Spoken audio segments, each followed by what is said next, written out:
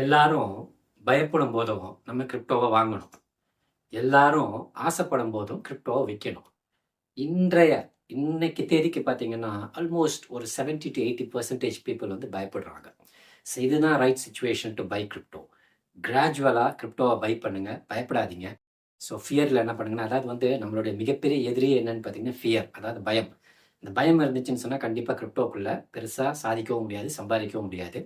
தைரியமாக வாங்குங்க. மார்க்கெட் வந்து பிடிசியை பொறுத்தளவுக்கு 66 to 67 ஸ்டெடியாக அதுக்குள்ளேயே நின்றுட்டுருக்கு. இன்னும் ட்ராப் ஆகிறதுக்கான வாய்ப்புகள் தான் ஜாஸ்தி. So watch the market very carefully. கீழே வரும்போதெல்லாம் கொஞ்சமாக அதை பை பண்ணிக்கிட்டே இருங்க. குறிப்பாக எந்தெந்த ப்ராஜெக்ட்ஸ் எல்லாம் விழுந்த உடனே மேலே போகுதுன்னு நினைக்கிறீங்களோ அந்த ப்ராஜெக்ட்ஸ் எல்லாம் பை பண்ணிங்கன்னா உங்களுக்கு ஒரு கணிசமான தொகை வந்து அந்த ஒரு வாரத்தில் 10 நாள்லேயே கிடைக்கிறதுக்கான வாய்ப்புகள் ஜாஸ்தி. So fear is our biggest enemy, get rid of that. அந்த பயத்தை விட்டுட்டு தைரியமாக கொஞ்சமாக கிராஜுவலாக பை பண்ண ஆரம்பிங்க. அதே மாதிரி சில குட் நியூஸும் இருக்குது, சில பேட் நியூஸ் இருக்குது. அதை இப்போ பார்க்கலாம். பேட் நியூஸை பொறுத்த அளவுக்கு கர்வ் ஃபைனான்ஸ், அந்த கர்வ் ஃபைனான்ஸ் வந்து இன்றைக்கி கிட்டத்தட்ட ஒரு 40-50% வந்து கீழே விழுந்திருக்கு, ட்ராப் ஆயிருக்கு. இதுக்கு என்ன ரீசன் சொல்கிறாங்கன்னா, இந்த ஃபவுண்டர் ஆஃப் தி கர்வ் ஃபைனான்ஸோட ஃபவுண்டர் வந்து அவரோட ஃபண்ட்ஸ் வந்து லிக்விடேட் ஆகிருக்குன்ற ரீசன் ஒன்று வருது. ஸோ அதனால தான் வந்து ரொம்ப ட்ராப் ஆகிருக்கு. ஸோ அகெயின் வந்து பிடிசி பார்த்தீங்கன்னா 66லேருந்து 67 ஸ்டெடியாக பிடிச்சி நின்றுட்டுருக்கு. குட் நியூஸ்ன்னு பார்த்தீங்கன்னா சில நியூஸஸ் நான் சொல்லுவேன். ஃபர்ஸ்ட் திங் வந்து ட்ரம்ப் என்ன சொல்கிறாருன்னு பார்த்தீங்கன்னா, பிடிசி ரிமைனிங் இருக்கக்கூடிய பிடிசி எல்லாம் யூஎஸில் மைன் பண்ணணும் அப்படின்றாரு. இது ஒரு நல்ல சமீட்சை. என்ன காரணம்னா, they are going to embrace BTC mining in US. இது ஒரு பெரிய ஒரு பாசிட்டிவ் சைனாக பார்க்குறேன். ரெண்டாவது பாசிட்டிவ் சைன் என்னன்னு பார்த்தீங்கன்னா, இடிஹெச் எத்ரிஎமோட ஈத்தரோட இடிஎஃப் அப்ரூவல் வந்து இனிஷியல் லெவல் அப்ரூவல் தான் இப்போ முடிஞ்சிச்சு. கேரி கென்ஸ்லர் இப்போ இன்னைக்கு என்ன ஸ்டேட்மெண்ட் கொடுத்துருக்காருன்னு பார்த்தீங்கன்னா, ஆக்சுவலாக வந்து செப்டம்பருக்குள்ள ஃபுல் அப்ரூவல், அதாவது பார்ஷியல் அப்ரூவல், இனிஷியல் லெவல் அப்ரூவல்லேருந்து ஈத்தரை வந்து, அதாவது இடிஹெச்சை வந்து ஃபுல் அப்ரூவல் வந்து இடிஎஃப் கொடுத்துருவோம் அப்படின்ற மாதிரி சொல்லியிருக்காரு.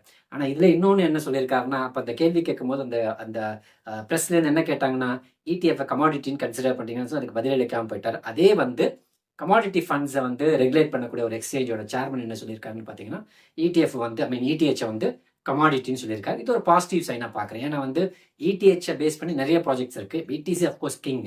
அதுக்கு அடுத்து இடிஹெச்சை பேஸ் பண்ணி நிறைய ப்ராஜெக்ட்ஸ் இருக்குது. வந்து இடிஹெச்சோட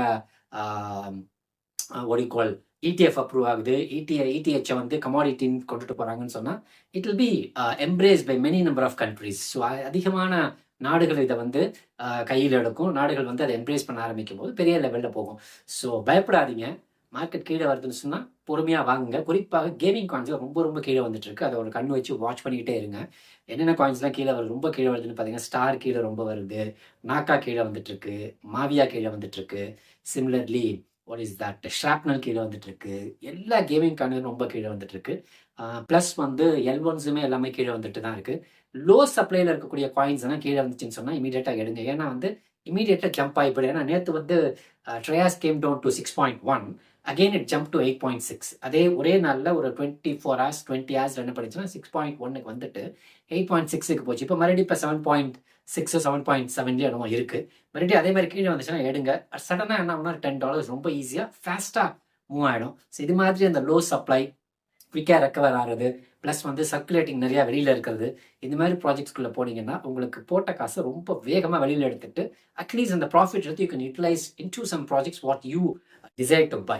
ஸோ இதுதான் சொல்லலாம்னு நினச்சேன். ஸோ பயப்படாதீங்க. மார்க்கெட் கீழே வருதுன்னு சொல்லி பயந்துட்டு என்ன காரணத்துக்காக இந்த வீடியோ போட்டேன்னு பார்த்தீங்கன்னா, நேற்று நான் ஆக்சுவலி வெளியில் போயிட்டு நான் வந்துட்டு இருக்கும்போது ஒரு கால் வந்தது. நான் மேக்ஸிமம் வண்டியில் ட்ராவல் பண்ணும்போது கால், அது குறிப்பாக 2 வீலரில் ட்ராவல் பண்ணும்போது கால்ஸ் எல்லாம் வந்துச்சுன்னா நான் மேக்ஸிமம் எடுக்க மாட்டேன். அப்படி எடுத்தாலும் வண்டியை ஓரத்தில் நிறுத்திட்டு பேசுவேன். அண்ட் அதேமாதிரி நேற்று சாயந்தரம் வந்தபோது நான் ஓரத்தில் நிறுத்திட்டு பேசும்போது ஒருத்தர் கால் பண்ணியிருந்தாரு.